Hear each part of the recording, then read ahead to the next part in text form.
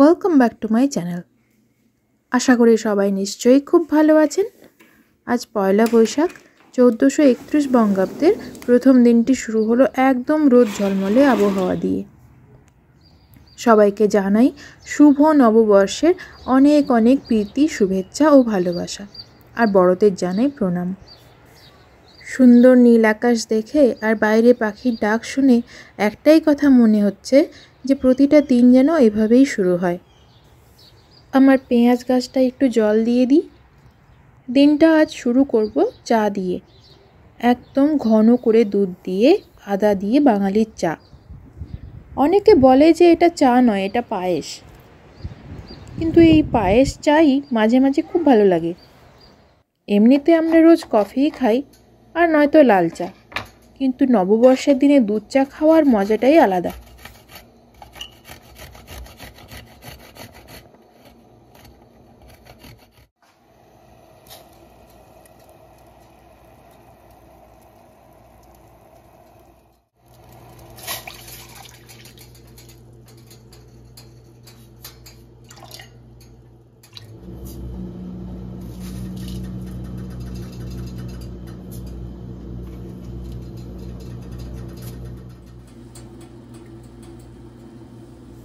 বাবাইয়ের breakfast হয়ে গেছে, ও খেলা করছে আর আমরা দুজনে এখন চা খেতে খেতে একটু গল্প করব। আজ পয়লা বৈশাখ আর আজ রবিবারও। ছুটির দিনের সকালবেলাটা এমনই কাটে আমাদের। চা খাওয়া হয়ে গেলে একটু মা বাবার সাথে কথা বলবো। কিচেনে এসে গেছি আবার। চা খেতে খেতে প্ল্যান হলো আজ অনেক দিন পর যেহেতু একটা সুন্দর রোদ ঝলমলের দিন পাওয়া গেছে, তো আমরা কাছাকাছি কোথাও ঘুরে আসবো, তবে রান্না করে খেয়েই বেরোবো। আমাদের এখানে বাঙালি খাবার দোকান নেই, সবই সাউথ বা নর্থ ইন্ডিয়ান। বিরিয়ানি খেতে খুব ইচ্ছে করছিল, কিন্তু সেই আমিনিয়া বা আরসালানের স্বাদ তো আর এখানকার বিরিয়ানিতে পাবো না। পরে দেখা যাবে ভেবে নিয়ে দুপুরে আজ বানাচ্ছি এঁচোড় চিকেন কারি আর ভাত। প্রথমেই ভাত বসিয়ে দিয়েছি, আর চিকেনটাও আগে থেকেই কেটে রেখেছিলাম টুকরো করে। এখানে এইভাবে এঁচোড় কেটে সেদ্ধ করে ফ্রোজেন এঁচোড় পাওয়া যায়, গোটা এঁচোড়ও পাওয়া যায়, কিন্তু এই ফ্রোজেন এঁচোড়টা একদম ঝামেলাহীন, তাই আমরা এরকম এঁচোড়ই কিনে আনি। এইরকম এক প্যাকেট ফ্রোজেন এঁচোড়ের দাম পড়ে ওই $5 থেকে $6 মতো।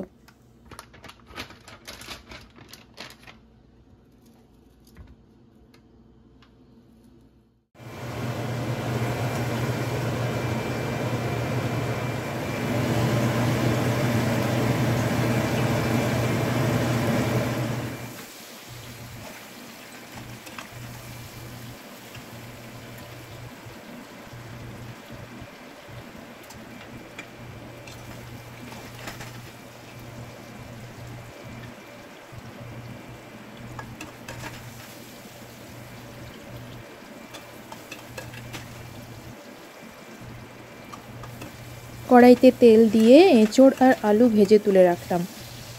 আর একটু লাল করে ভাজলে ভালো হতো, কিন্তু হাতে এত সময় নেই, আজ খেয়ে বেরোতে হবে। এই রান্নাটা আমার শাশুড়ি মা খুব ভালো করেন। কল্লোলের খুব প্রিয় এই রান্নাটা আমি এই নিয়ে 3 বার করলাম। তো আমি মিক্সিতে পেঁয়াজ, আদা, রসুন, টমেটো আর 2-3টে কাঁচা লঙ্কা পেস্ট করে নিয়েছি।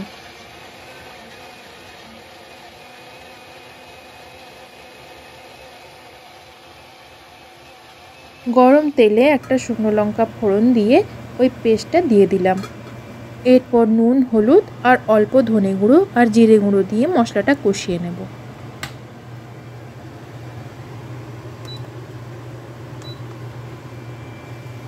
এদিকে ভাতটা হয়ে গেছে, চিকেনগুলোও দিয়ে দিয়েছি কড়াইয়ে। এবার ভালো করে কষিয়ে ভেজে রাখা এঁচোড় আলু দিয়ে আরও কিছুটা সময় কষিয়ে নেব।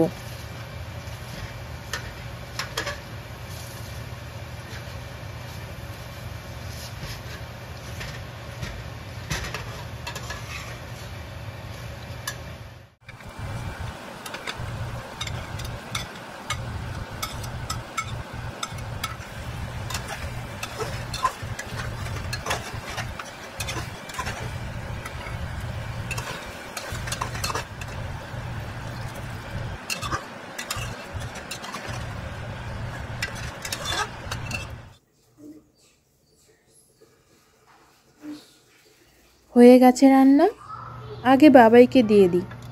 ওর খেতে যা দেরি হয়। ওকে শুধু চিকেন আর আলু দিচ্ছি, এঁচোড়ও খায় না।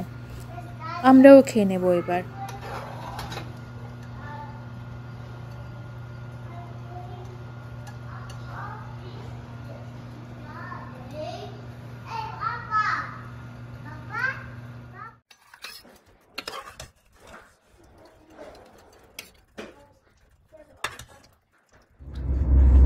সে শুভ শুভ নব নব বর্ষ। বর্ষ।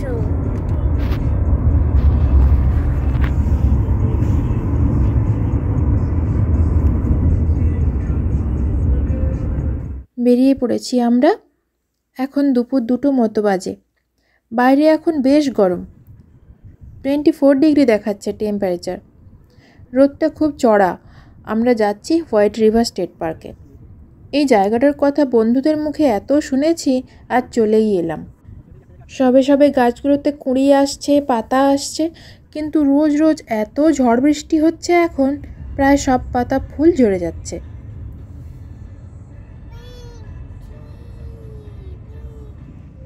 কল্লোল চিন্তায় আছে যে আমরা পুরো পার্কটা ঘুরে দেখার আগেই যদি পার্কটা বন্ধ হয়ে যায়, কারণ পার্কের ক্লোজিং আওয়ার বিকেল 5টা হলেও রবিবার 4টায় বন্ধ হয়ে যায়। হোয়াইট রিভার স্টেট পার্কে দেখার মতো তেমন কিছুই নেই। ট্রেল ধরে হাঁটবো কিছুটা, আর এই সুন্দর সবুজ প্রকৃতির মাঝে গাছের তলায় বসে কিছুটা সময় কাটাবো, কিছু ছবি তুলবো, আর তারপর ফিরে যাব।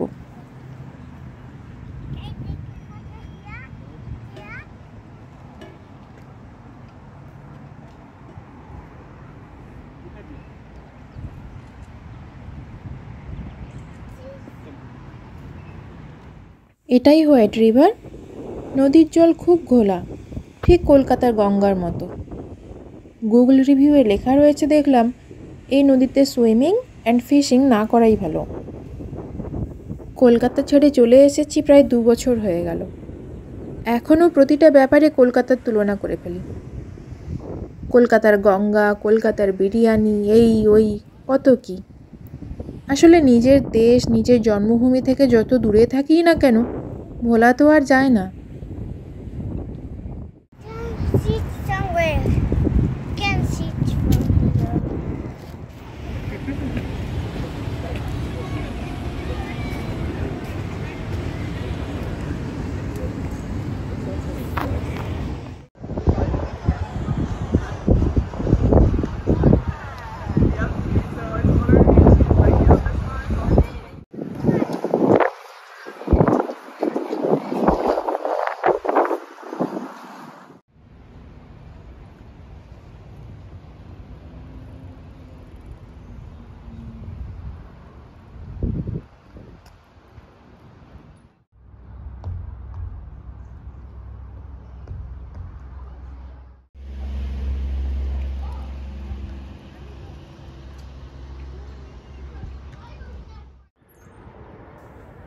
তো আমার আজকের দিনটা তো খুব ভালোই কাটলো। নববর্ষের দিনে আমি আমার পরিবারের সাথে পুরো দিনটা কাটালাম। আর আপনাদের সবার কেমন কাটলো পয়লা বৈশাখ? কমেন্ট করে অবশ্যই জানাবেন। আর ভিডিওটি ভালো লাগলে লাইক আর সাবস্ক্রাইব করতে ভুলবেন না। সবাইকে অনেক ভালোবাসা জানিয়ে আজ ব্লগটা এখানেই শেষ করছি। সবাই খুব ভালো থাকবেন।